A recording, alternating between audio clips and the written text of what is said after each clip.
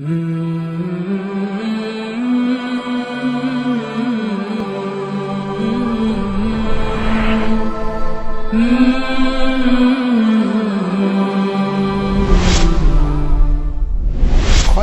من تعلم القرآن وعلمہ، تم میں سے بہترین وہ ہے جو قرآن سیکھے اور دوسروں کو سکھائے۔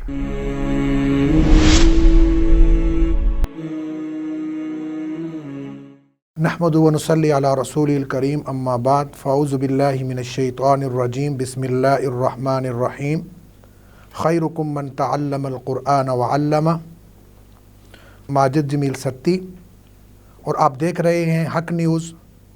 ناظرین، آج سے ہم حق نیوز پر آپ کے لیے ایک نیا پروگرام لا رہے ہیں جس کا نام ہے خلاصہ قرآن، جس میں ہم روزانہ 3 پاروں کا خلاصہ بیان کریں گے، اہم مضامین بیان کریں گے، اور ان 3 سپاروں کا جو لب لباب ہوگا وہ آپ کے سامنے پیش کریں گے۔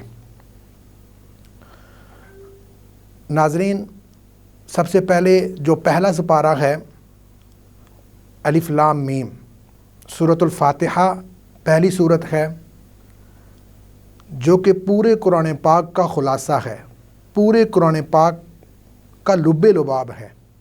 اس کے اندر اللہ رب العزت نے پہلے اپنی وحدانیت کو بیان کیا، توحید کو بیان کیا، اور پھر اس کے بعد اللہ رب العزت نے ہمیں یہ کہا کہ ہم دعا کریں کہ ہم صرف اللہ ہی کی عبادت کرتے ہیں، اور ان لوگوں کے راستے پر چلنے کی دعا ہم مانگتے ہیں کہ جن پر اللہ رب العزت نے انعام نازل فرمایا، اور ان لوگوں کے راستے سے بچنے کی دعا مانگتے ہیں جن پر اللہ کا غضب نازل ہوا۔ تو یہ سورۃ الفاتحہ پورے قرآن پاک کا لب لباب ہے۔ اس کے بعد سورۃ البقرہ ہے، اس میں 5 چیزیں بیان ہوئی ہیں۔ نمبر 1 اقسام انسان، نمبر 2 اعجاز قرآن، نمبر 3 قصہ تخلیق حضرت آدم علیہ السلام، نمبر 4 احوال بنی اسرائیل، اور نمبر 5 قصہ حضرت ابراہیم علیہ السلام۔ سب سے پہلے جو چیز اقسام انسان بیان ہوئی ہیں وہ 3 ہیں۔ نمبر 1 مومنین، نمبر 2 منافقین، اور نمبر 3 کافرین۔ مؤمنین کی 5 صفات بیان ہوئی ہیں۔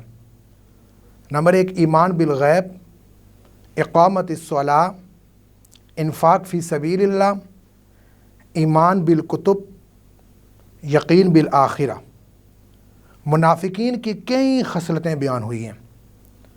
نمبر 1 جھوٹ، دھوکہ، عدم شعور، قلبی بیماریاں، سفاہت، احکام الہی کا استہزاء، یعنی جو اللہ کا حکم تھا وہ اس کا مذاق اڑایا کرتے تھے۔ اس استہزاء کا مطلب ہوتا ہے مذاق اڑانا۔ فتنہ و فساد، جہالت، ضلالت، تذبذب۔ اور کفار کے بارے میں بتایا گیا ہے کہ ان کے دلوں اور ان کے کانوں پر مہر اور آنکھوں پر پردہ ہے۔ اس کے بعد دوسرے نمبر پر جو چیز بیان ہوئی ہے اعجاز قرآن۔ جن صورتوں میں قرآن کی عظمت بیان ہوئی ہے اس میں اللہ رب العزت نے چیلنج کیا ہے کہ قرآن پاک جیسی ایک آیت لا کر دکھاؤ، لیکن اس وقت کے جو عربی دان تھے وہ ایک آیت بھی نہیں لا سکے۔ تو یہ اعجاز قرآن ہے، اس جیسی کتاب اور کوئی بھی نہیں ہے دنیا کے اندر۔ اور اس کے بعد جو چیز بیان ہوئی ہے تیسرے نمبر پر قصہ حضرت آدم علیہ السلام۔ اللہ تعالیٰ کا حضرت آدم علیہ السلام کو خلیفہ بنانا، فرشتوں کا انسان کو فسادی کہنا، اللہ تعالیٰ کا آدم علیہ السلام کو علم دینا، فرشتوں کا اقرار عدم علم کرنا، فرشتوں سے حضرت آدم علیہ السلام کو سجدہ کروانا، شیطان کا انکار کرنا اور پھر اس کا مردود ہو جانا، یہ چیزیں اس کے اندر بیان ہوئی ہیں۔ چوتھے نمبر پر جو مضمون بیان ہوا ہے وہ احوال بنی اسرائیل، ان کا کفران نعمت اور اللہ تعالیٰ کی ان پر لعنت نازل ہوئی ہے۔ اور پانچویں نمبر پر جو چیز بیان ہوئی ہے وہ قصہ حضرت ابراہیم علیہ السلام۔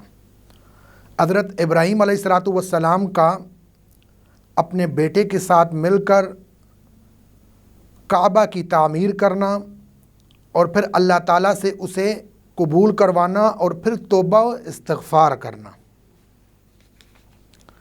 یہ پہلے سپارے کا خلاصہ تھا۔ دوسرے پارے کی طرف چلتے ہیں۔ اس پارے میں 4 باتیں ذکر کی گئی ہیں۔ نمبر 1 تحویل قبلہ، آیت بر اور ابواب بر، قصہ طاعون اور قصہ طالوت۔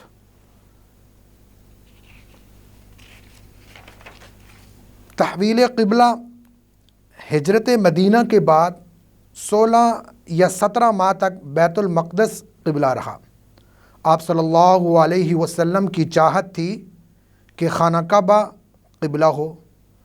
اللہ تعالیٰ نے آرزو پوری کی اور قبلہ تبدیل ہو گیا۔ اس کے بعد آیات بر اور ابواب بر، لیس البر ان تولوا وجوہکم قبل المشرق والمغرب، یہ آیات بر ہے کہلاتی ہے۔ اس میں تمام احکامات، عقائد، عبادات، معاملات، معاشرت اور اخلاق اجمالی طور پر مذکور ہیں، اور آگے ابواب بر تفصیل سے ان کا ذکر ہے، جس میں صفا و مروہ کی سعی، مردار کا خون، خنزیر کا گوشت اور جو غیر اللہ کے نام پر جو ذبح کرتے ہیں اس کی حرمت، قصاص، وصیت، روزے، اعتکاف، حرام کمائی، قمری تاریخ، جہاد، حج، انفاق فی سبیل اللہ، ہجرت، شراب اور جوا، مشرکین سے نکاح، یہ مضمون جو ہے اس کے اندر بیان ہوئے ہیں۔ روزے کے حوالے سے جو بیان ہوا ہے اس میں اللہ رب العزت نے یہ فرمایا کہ یا ایھا الذین آمنوا کتب علیکم الصیام کما کتب علی الذین من قبلکم لعلکم تتقون، کہ روزے صرف آپ پر فرض نہیں تھے، آپ سے پہلے جو امتی تھی ان کے اوپر بھی فرض تھے، اور روزے کا مقصد بتا دیا وہ کیا تھا کہ تاکہ تقوی حاصل ہو جائے، اور تقوی حاصل نہ ہوا تو روزے کا مقصد نہ رہا۔ اور تقوی کب حاصل ہوگا؟ تقوی اس وقت حاصل ہوگا کہ جب ہم اپنے دل سے دوسرے مسلمان کے بارے میں بغض، حسد، کینہ، یہ سب چیزیں نکال کر باہر پھینک دیں گے، اور اسے اگر کسی نے کوئی زیادتی بھی کی ہے تو اسے اللہ کے لیے معاف کر دیں گے، تو تب جا کر یہ تقوی اس دل کے اندر جو ہے نا وہ آئے گا، اور تقوی کہتے ہیں اللہ کا ڈر، اور پھر روزے کا مقصد پورا ہوگا۔ تیسرے نمبر پر قصہ طاعون، کچھ لوگوں پر طاعون کی بیماری آئی، وہ موت کے خوف سے دوسرے شہر چلے گئے۔ اللہ تعالیٰ نے 2 فرشتوں کو بھیج کر انہیں موت دی، تاکہ انسانوں کو پتہ چل جائے کہ کوئی موت سے بھاگ نہیں سکتا۔ کچھ عرصے کے بعد اللہ نے ایک نبی کے دعا مانگنے پر انہیں دوبارہ زندگی دے دی۔ یعنی اس قصے سے ہمیں کیا سبق ملتا ہے کہ جو موت اور زندگی وہ کس کے ہاتھ میں ہے؟ وہ اللہ کے ہاتھ میں ہے۔ اللہ تعالیٰ کے ہاتھ میں ہی زندگی ہے، اللہ تعالیٰ کے ہاتھ میں ہی موت ہے، یہ یقین ہمارے دل کے اندر آ جائے۔ قصہ طالوت، طالوت کا جو لشکر نے جالوت کے لشکر کو باوجود کم ہونے کے اللہ تعالیٰ کے حکم سے شکست دے دی۔ یہ تھے پارہ نمبر 2 کے جو مضامین تھے وہ میں نے آپ کے سامنے بیان کیے۔ تیسرا پارہ اس پارے میں دو حصے ہیں، بقیہ سورہ بقرہ اور ابتدائے سورہ آل عمران۔ جو بقیہ سورہ بقرہ تھی اس کے اندر 3 باتیں بیان ہوئیں، 2 بڑی آیتیں، 2 نبیوں کا ذکر، صدقہ اور سود۔ 2 بڑی آیتیں کون سی ذکر ہوئیں؟ ایک آیت الکرسی جو فضیلت میں سب سے بڑی ہے، اس میں 17 مرتبہ اللہ تعالیٰ کا ذکر ہے، اور دوسری آیت مدینہ جو مقدار میں سب سے بڑی ہے اور اس میں تجارت اور قرض مذکور ہے۔ آیت مدینہ کے اندر اللہ رب العزت نے ہمیں بتایا کہ ہم جو بھی معاملہ کریں، قرض کسی سے لیں، قرض کسی کو دیں، تو اس کو سب سے پہلے اس کو لکھ لیا کریں، اور لکھتے وقت بھی 2 گواہ کا ہونا ضروری ہے، اور اگر مرد گواہ 2 موجود نہ ہوں تو 2 عورتیں ایک مرد کے برابر جو ہے نا وہ گواہی دے سکتی ہیں، یعنی 4 عورتیں ہوں گی تو 2 گواہی ان کی تصور کی جائے گی۔ اور یہ کتنا اہم مسئلہ ہے، ہمارے کتنے جو معاشرتی طور پر جو ہمارے معاملات خراب ہو جاتے ہیں وہ اسی وجہ سے ہوتے ہیں کہ جو چیز صحیح طریقے سے لکھی ہوئی نہیں ہوتی، ان کی صحیح طریقے سے گواہی نہیں مل رہی ہوتی، تو اللہ نے اس کا حل بھی ہمیں جو ہے نا اس کا حل بتا دیا۔ تیسرے نمبر پر جو سورہ بقرہ میں جو بیان ہوا ہے وہ ہے صدقہ اور سود۔ صدقہ بظاہر تو صدقے سے جو مال ہے وہ کم ہوتا ہے اور سود سے زیادہ ہوتا ہے، لیکن در حقیقت اللہ تعالیٰ یہ فرما رہے ہیں کہ صدقے سے مال کی بڑھوتری ہوتی ہے اور سود سے مال میں کمی آتی ہے۔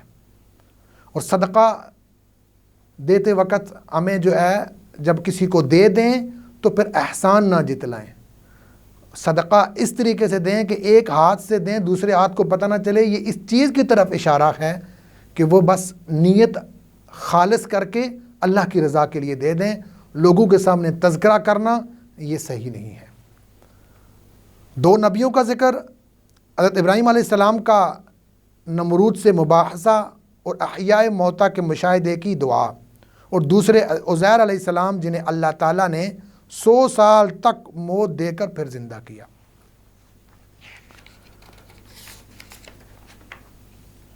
اس کے بعد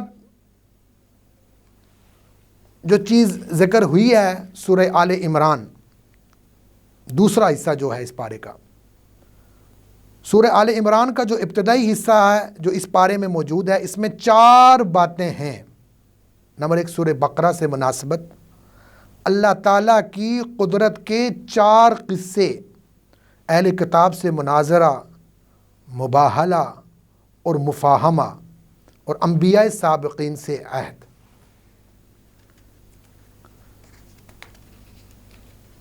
سب سے پہلی جو چیز سورہ بقرہ سے مناسبت یہ ہے کہ دونوں صورتوں میں قرآن کی حقانیت اور اہل کتاب سے خطاب ہے، اور سورہ بقرہ میں اکثر خطاب یہود سے ہے، جبکہ آل عمران میں اکثر خطاب جو ہے وہ نصارہ کی طرف سے ہے۔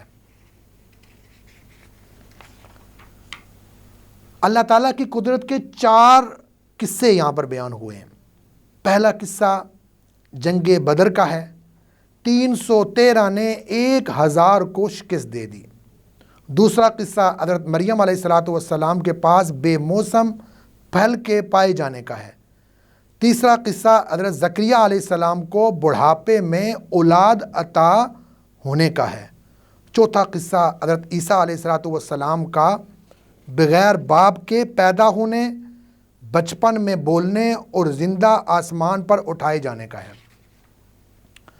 مناظرہ، مباہلہ اور مفاہمہ، اہل کتاب سے مناظرہ ہوا، پھر مباہلہ ہوا کہ تم اپنے اہل و عیال کو لاؤ، میں اپنے اہل و عیال کو لاتا ہوں، پھر مل کر خوشی و خضوع سے اللہ تعالیٰ سے دعا مانگتے ہیں۔ ہم میں سے جو جھوٹا ہے اس پر خدا کی لعنت، اور وہ تیار نہ ہوئے تو پھر مفاہمہ ہوا یعنی ایسی بات کی دعوت جو سب کو تسلیم ہو، اور وہ ہے کلمہ لا الہ الا اللہ۔ انبیاء سابقین سے عہد لیا گیا کہ جب آخری نبی آئے تو تم اس کی بات مانو گے، اس پر ایمان لاؤ گے، اور اگر تمہارے بعد آئے تو تمہاری امتیں اس پر ایمان لائیں۔ یہ تھے پہلے 3 سپاروں کا جو خلاصہ تھا، اہم مضامین تھے جو میں نے آپ لوگوں کے سامنے بیان کی۔ اللہ رب العزت سے دعا ہے کہ اللہ رب العزت ہمیں جو یہ خلاصہ ہے، جو مضامین ہیں، ان کو تفصیل سے پڑھ کر اور قرآن پاک کو اپنی عملی زندگی میں نافذ کرنے کی توفیق عطا فرمائے۔ وآخر دعوانا ان الحمد للہ رب العالمین۔